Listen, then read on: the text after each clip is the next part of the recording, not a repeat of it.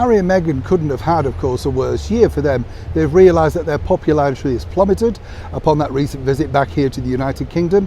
And then, of course, Meghan lost that big deal with Netflix. And now this.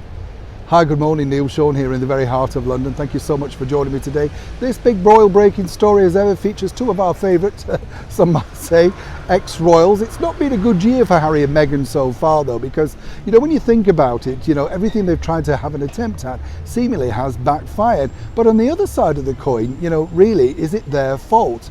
And the bigger picture on that is that they seemingly have all of these very expensive people around them, as we've said many times here on the show, and they must be paying them a fortune. So why aren't these people advising them the best way forward to make sure that they've got the best advice, and more importantly, making sure that the public see them in the most positive light?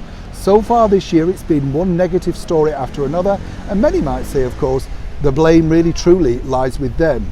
I'll just leave that one there for now. I also just wanted to share this with you, a very quick message to anybody out there.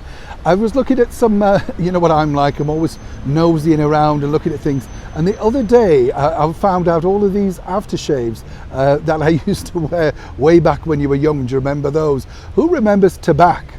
Remember that one? That was quite pricey, the white bottle I seem to remember.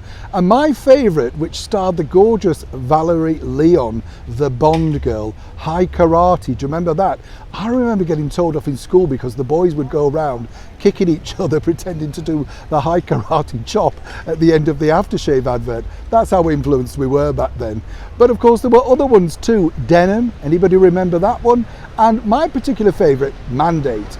The reason why I like Mandate was it came in a spray bottle, so it lasted a bit longer, but it was also just on about the right price range, you know, where you felt as if it was expensive because it came in a very big brown box with gold letters, and you thought, ooh, I've finally grown up, I've got my own aftershave. Mad, aren't we, when you think about it? Funny how smells can take you back though, isn't it? I'll just leave that one there in case it goes the wrong way. Back as ever to your breaking roll story of the day.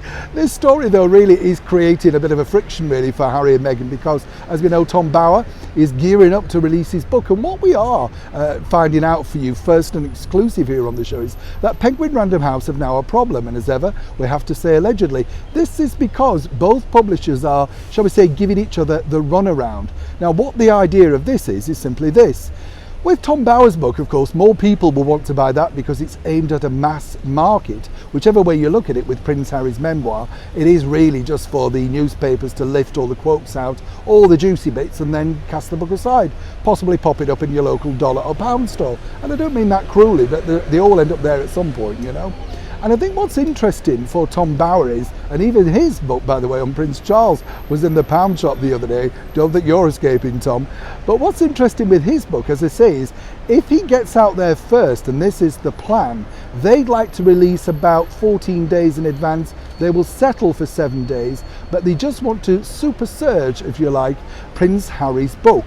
This will create big problems for Prince Harry and his marketing team and Penguin Random House, because whichever way you look at it, Tom's book will get all the headlines, and that will continue probably for about 7 to 14 days, thus squashing any great PR. And it doesn't matter whether Prince Harry sits down with James Corden, Hodder from NBC, whoever, it will be Tom and his salacious book, which we know is unofficial, but he's been doing a lot of research on this.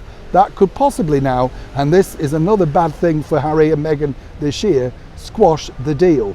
And what's interesting is when you think Penguin Random House have paid a lot of money to Harry and Meghan, firstly for the bench, and now for the prince that he's become, not the man or whatever, you know what I'm saying. So they've had a double loss if it doesn't take off. But who's truly going to beat them first with the release date? Shall we place our bets now? Neil Sean in the very heart of London, Kensington Gardens.